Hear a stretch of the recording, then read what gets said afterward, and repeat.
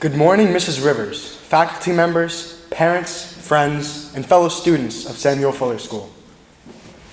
The introduction of technology into our everyday lives has had a massive impact on how we live. Technology, especially with the introduction of high-speed computers, has been constantly reshaping the way that society works for the past 25 years. You can't go a day without responding to an email or sending a text message. This dependency on technology is frightening. Social media has captivated the attention of both the old and the young, and we can see its impacts everywhere. Take Thanksgiving dinner, for example, a time where families are meant to come together and be thankful for one another. We see all too often, though, that in recent years, after families come together and eat, many soon go back to sitting on their phones and do not spend that time with their families socializing. This is clearly a problem, and it needs to be sorted out. We need to recognize the harmful nature of screen addiction and the dangers that come along with it. Where this problem is most prevalent is among the youth, because children are by far the most susceptible to screen addiction. This means that we need to take extra precautions to keep our children safe while they are exploring the internet. With the rise of social media use among the youth, this problem is at the highest point it has ever been at. Apps like YouTube, TikTok, Facebook, and Instagram have been manufactured to steal the attention of our youth. Children and teens should be protected from these online dangers at all costs.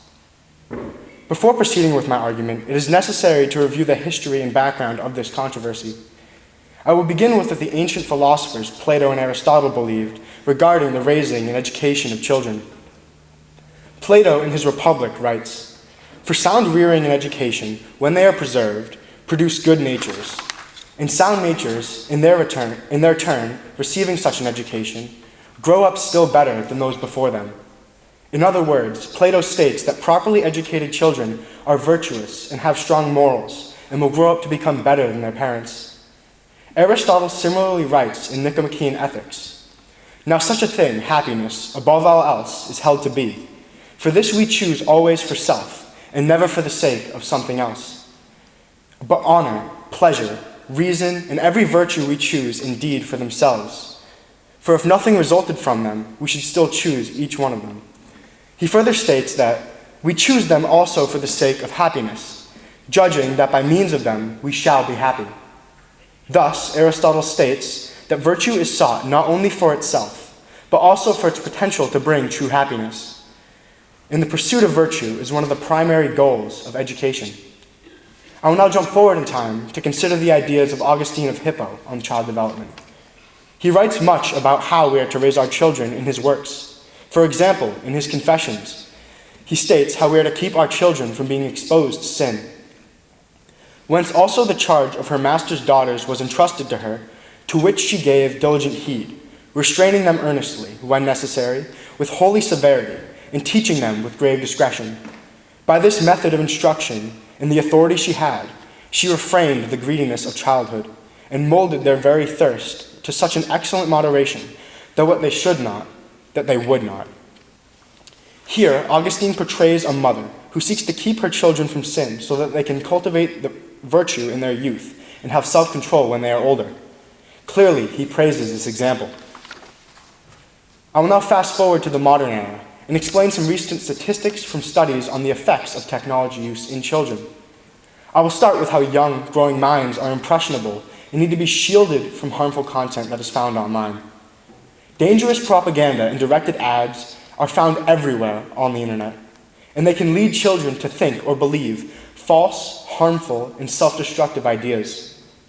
Unrestricted internet access can also lead children to be introduced to harmful drugs such as marijuana, alcohol, tobacco, or vaping products, which can lead to substance abuse and addiction for these children.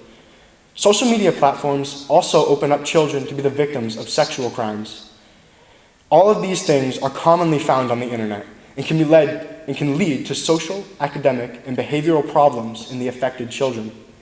Another big problem with giving children unrestricted internet access is that they are not mature enough to properly moderate the amount of time that they spend on the internet.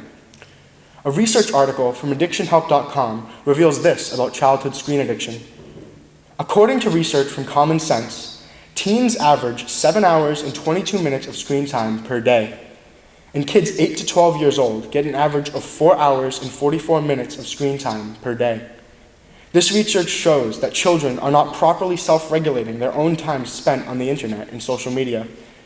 This high amount of screen time leads to many negative outcomes. AddictionHelp.com states this later in that research article. Out of the 1,141 respondents aged 13 to 17, teens reported that 70% felt left out or excluded when using social media. 43% have deleted social media posts due to receiving few likes. 43% felt bad about themselves if no one liked or commented on their posts. 35% reported experiencing cyberbullying. Research from San Diego State University revealed that 7 in 10 teens who use social media for over 5 hours are at a higher risk of committing suicide. What this research reveals to us is that children are not yet mature enough to deal with these societal pressures that come along with using social media, and it can and likely will negatively affect their mental health.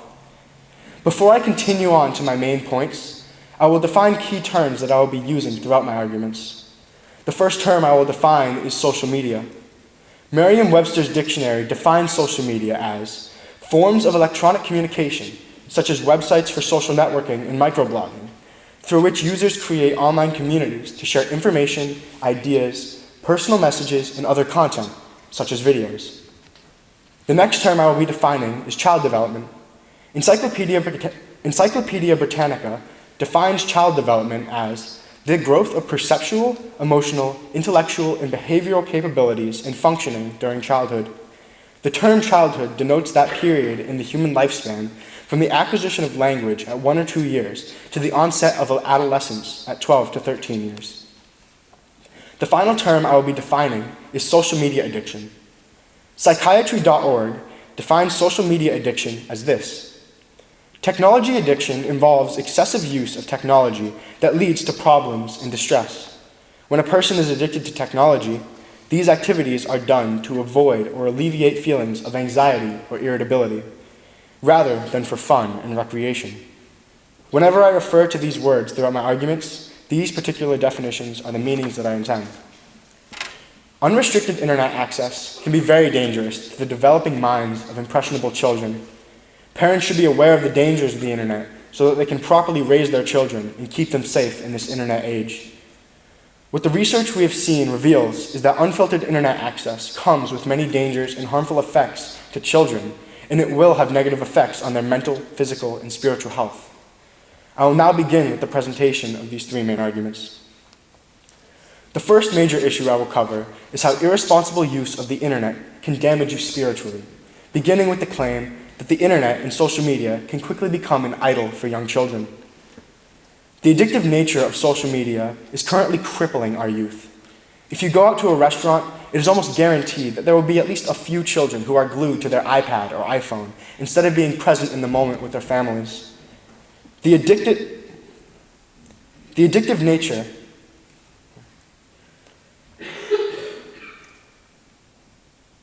Social media apps such as TikTok, Instagram, and YouTube have used advanced algorithms based on information collected on your internet history to make curated feeds that are meant to keep people, and especially young children, scrolling additional content. An article from AtlanticHealth.org illustrates how prominent screen use has become among children. The Common Sense Census shows that kids are using social media at younger ages, with notable growth between the ages of 8 to 12. By age 10, approximately 40% of children have a phone. By age 14, that number climbs to 91%. The same census shows that nearly 1 in 5 tweens between ages 9 and 12 say that they use social media every day, despite regulations for most apps that require children to be at least 13 years old to use them. To combine this with the statistic from AddictionHelp.com that I referenced earlier, namely that kids 8 to 12 years old get an average of 4 hours and 44 minutes of screen time per day, we can conclude that young children have become heavily reliant on technology for their entertainment. Clearly, technology is becoming, or has already become, an idol for these kids. An idol can be anything that takes away one's attention from God. The scriptures tell us in 1 John 5:21, "Little children, keep yourself from idols." God's word also commands us to avoid idols, as they lead us away from giving God the honor and glory that he deserves. For example, Romans 1:21 states, "For although they knew God, they did not honor him as God or give thanks to him, but they became futile in their thinking, and their foolish hearts were darkened." We see that these social media apps are idols for many, if not most, children. Another spiritual problem that is caused by unfiltered internet access is that it can quickly lead one into temptation. There are many websites on the internet that contain material that is harmful for developing children, let alone adults. This dangerous material is easily accessible by anyone and can many times be found just one click away on an internet browser. Unfiltered internet access leaves children vulnerable to accessing such material, which can rapidly lead them into sin. The scriptures command us to totally avoid such material in Galatians 5:16-17, where it states, "But I say, walk by the Spirit, and you will not gratify the desires of the flesh. For the desires of the flesh are against the Spirit, and the desires of the Spirit are against the flesh. For these are opposed to each other, to keep you from doing the things that you want to do." Now that we see how the internet can become a spiritual stumbling block, I will now shift to how the internet undermines the mental development of children.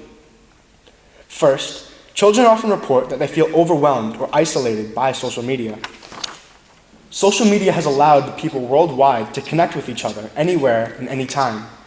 This access to information allows growing minds to be exposed to world events or problems that can cause children to be stressed or overwhelmed. It can also cause children to feel pressured to be a part of social media and post online. This can cause some people whose posts do not receive much attention to feel isolated or unimportant because they connect their individual personal value to their social media footprint. Recall the research article from addictionhelp.com that I used earlier to demonstrate this. The article states that 70% felt left out or excluded when using social media.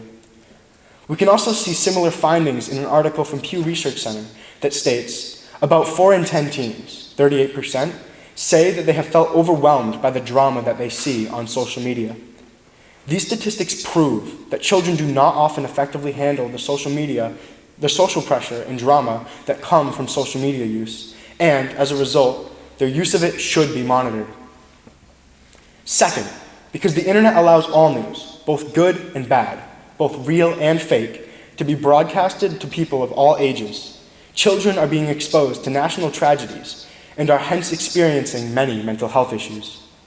More and more children are reporting problems with depression and anxiety due to the internet. An article from the National Center for Health Research states, with 13% of 12 to 17-year-olds reporting depression and 32% reporting anxiety, mental illness is a concern for adolescent health. Along with depression and anxiety, suicide rates have risen for teens. We see this in the study from San Diego State University that I quoted earlier, which states, research from San Diego State University revealed that 7 in 10 teens who use social media for over 5 hours are at a higher risk of committing suicide.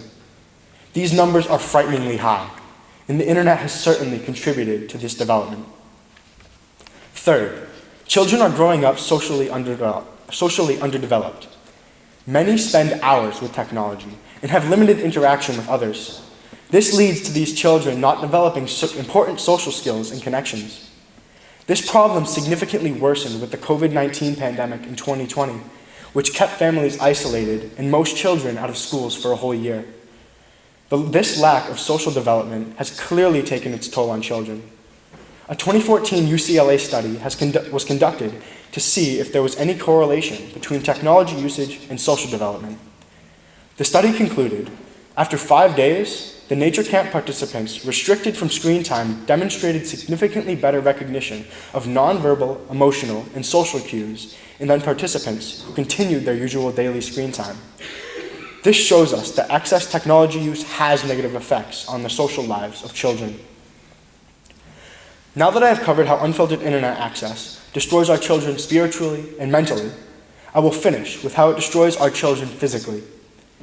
My first evidence for this claim is that childhood obesity rates are at an all-time high. With the introduction of technology into children's everyday lives, we see that children have become addicted to their devices. They spend less time playing outside, playing sports, reading books, or developing good habits. This leads to children sitting inside all day and rotting away while scrolling online. The Center for Disease Control states that from 2017 to March 2020, the prevalence of obesity among US children and adolescents was 19.7%. This statistic shows us how dangerous screen addiction can be to the health of our children. The next way the internet physically harms our children is by rewiring their brains to form new addictions. The brain of a developing child is in a constant state of development, and introducing new, possibly addictive things to that delicate process can cause many unwanted problems.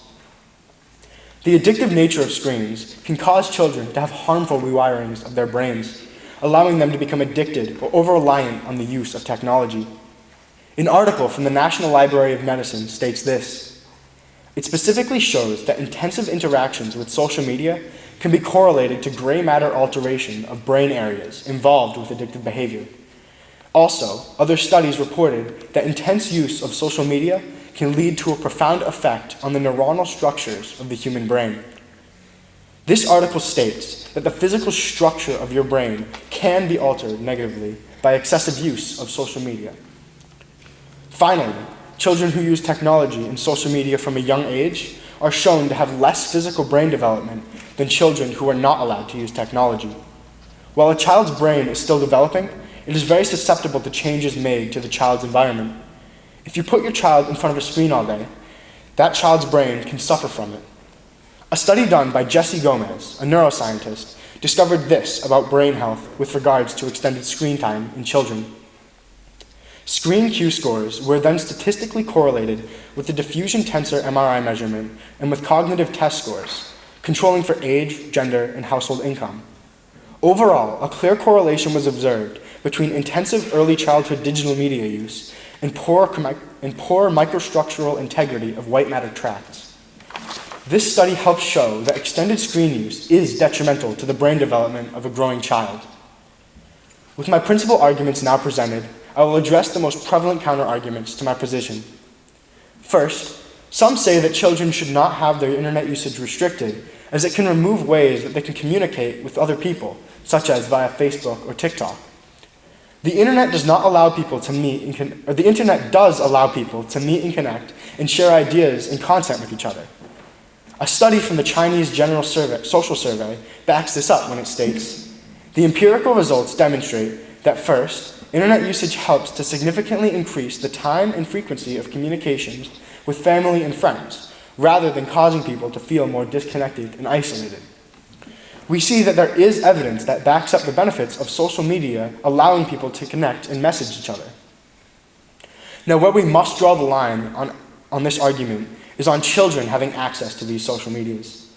Although children can benefit from the ability to connect with other children online, we often see that children are being cyberbullied, taken advantage of, or exposed to evil through these social media platforms.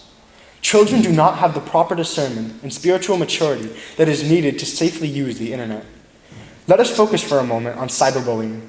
A research study done by the Institute of Education Sciences shows us this about cyberbullying.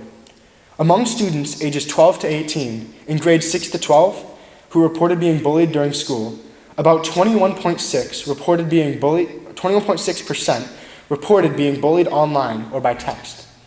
These numbers have only been growing since 2021 when this study was done.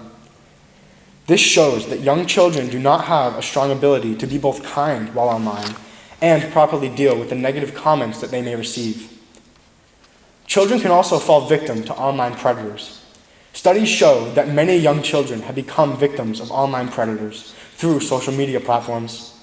An article from the Child Crime Prevention and Safety Center states, according to the FBI, over 50% of victims of online sexual exploitation are between the ages of 12 and 15. An estimated 89% of sexual advances directed at children occur in internet chat rooms or through instant messaging. These statistics prove that children are vulnerable and need to be protected while online. Another argument against the restriction of internet access for children is the argument that the internet is a beneficial tool for learning, allowing people to stay informed on recent events and to be able to learn new information at any time or in any place. The internet has proved itself to be a great educational resource in many ways. People now have access to unlimited information at the click of a button. And this has allowed many people, and especially children, to be able to learn more than they ever have before. A 2014 research article from Pew Research Centers claims that the vast majority of Americans believe their use of the web helps them learn new things, stay better informed on topics that matter to them, and increase their capacity to share ideas and creations with others. Most believe that the average American and U.S. student are better informed than in the past. Although we see that people are becoming better informed by the use of the internet, it does not mean that all information that is found on the internet is reliable. Much of the information that is shown on social media feeds can include false information. Research shows that between 2018 and 2023, the want for the government to regulate and censor fake news among U.S. adults went from 39% to 55%. False information is everywhere online, and when you mix that with children who do not have proper discernment, then many problems can arise. A study done in the UK found this about children discerning fake news from the truth. But recognizing false content is not always easy, with 46% of children finding it difficult or very difficult to determine whether a news story on social media was true. Only 2% of respondents found it straightforward to determine the truthfulness of online information. With information like this, we see that children should be protected from being exposed to fake news, as they do not yet have a strong ability to tell truth from falsehood. The final argument against restricting internet access for children that I will mention is that children can self-regulate and self-determine without the guidance of a parent or guardian. We can see that a vast majority of parents allow their children to freely browse the internet with minimal regulation on what they are able to see. Microsoft held a study in 2013 which came upon conclusions that back this up. Microsoft asked 1,000 adults, both parents and non-parents, how old is too young for kids to go online unsupervised? 94% of parents said that they allow their kids unsupervised access to at least one device or online service like email or social networks. The poll found that most parents allow their kids access to gaming consoles and computers at age 8. This statistic is frightening, as it shows just how many young children are allowed to browse the internet unprotected, and how many parents do not think that they need to actively regulate their children's online activity. Some modern thinkers hold to the idea that children are mature enough to self-regulate themselves and do not need supervision. Carl Trueman addresses this philosophy in his book, The Rise and Triumph of the Modern Self. The Western world of today generally credits youth with wisdom and sees old age as corrupt, myopic, or behind the times. For example, we have in recent years been treating to children and teenagers lecturing the older generations on anything from healthcare to the environment to matters such as Brexit and Donald Trump. What Carl Trueman means by this is that the modern Western world views children as naturally wise and gives them more freedoms than they should have. Trueman refutes this idea when he says, opining on each of these topics in any useful way actually requires some level of experience and knowledge of the kind that only comes when significant time has been spent studying the subjects at hand and observing how the world works. We, Christians, would agree with Carl Trueman that children do not have the wisdom, knowledge, and life experience needed to effectively make good arguments and decisions, and because of this, they should not be considered equal with people from older generations. Perchance we can conclude from all this information that we should more actively protect our children from the dangers that come from the internet. We see that the internet can become an idol for children, and it can often lead them into temptation. This can turn technology into a spiritual stumbling block for them. It can also be a detriment to the mental and emotional development of children. It exposes the youth to the pressures of social media, and it negatively affects their mental health. Technology can also negatively affect the physical development of your children. Not only has it contributed much to the higher obesity rates, but it can also stunt the physical development of brain pathways. Social media can expose your children to dangerous people online because the internet is full of people who want to deceive and take advantage of young people for their own benefit. It can also allow them to be deceived by fake news. And finally, children do not have the capability to self-regulate and make important decisions for themselves. We see that modern society seeks to give children more free rein than they should be given. This is done under the assumption that they are mature enough to make their own decisions. However, we see all too frequently that children do not have the maturity or wisdom to make these decisions without any help. All of these arguments point to why we should regulate what our children do and see while they are on the internet. Children are impressionable, and we should protect them from any dangerous material at any cost. I invite you to take this information into consideration and try and apply it to yourselves and how you raise your own children. We should all strive to lead our children down the path that honors God and protects them. By applying some of this information, we can help ensure that the next generation will grow up to become virtuous men and women. And to students who are currently struggling with their own social media usage, I urge you to take responsibility for your own technology use and apply this information to yourselves. You should take time to limit the amount of time spent online and dedicate some of that time back to pursuing things that promote wisdom and virtue. Thank you for your time.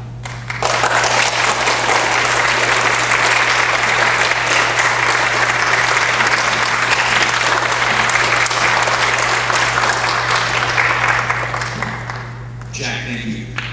My question for you is this: so with all of the research that you have done on this, so that unrestricted social media and internet access can be a spiritual detriment, it can intellectually set you back, and it can physically have detrimental effects as well.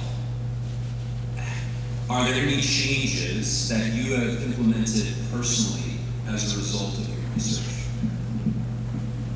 From all the research that I've seen, it has helped bring to light many of the problems that we see within the youth, and it has helped highlight specific areas of the amount of time that I spend on technology. I've noticed from all this research, I have seen when I do spend where I just sit on my phone all day, I have noticed I've been doing that less, and just in seeing that the negative effects that can come of it, it makes me want to try to strive more to pursue things that do promote wisdom and virtue and don't just corrupt us. Thank you. What advice would you have for new parents in terms of how they should approach technology with their children? And then what advice do you have for us as adults? And how do you define a child? What age? Numbers and everything. Right. So for new parents specifically, I would say when you are raising your children and they are rapidly developing, I would say during that time of rapid development between the ages of 2 to 3, or even before that, to when they are entering their teenage years, I would try to restrict access to the internet and try to maintain that what they do view on the internet is beneficial to them and not just mindless scrolling and brain-numbing content. And for adults, to those who are in the world, you should really take this information and view it not just as something to view as for children, but also for yourselves as well. You should apply this to your everyday lives. And then, as to define what I mean specifically by children, it is more so anybody from the age, from when they were born to the later teenage years. So you do realize that Mr. Mason's question was, when should they allow Hannah to start looking at the phones and so forth? Thank you very much, Jack. Appreciate this. Nature abhors a vacuum, it has been said, and if you say, okay, let's cut down on internet usage, social media usage, and so forth, how do we fill that? Now, I guess I would like to direct your thinking here. What, again, thinking about this Christianly, what kind of spiritual disciplines can you think of that might help us as we try to respond to this? I would say in the vacuum that is created by cutting internet access out from children in their development, I think that that should be replaced with reading literature that promotes good virtue, and especially reading the scriptures. we should be, like, as children, we should be raising them to be able to understand and have a strong knowledge of what the scriptures say and how we are to live our lives. And other areas, like, we should promote more being outside, spending time in nature, being able to view God's creation and be able to glorify Him through that, and other areas such as that.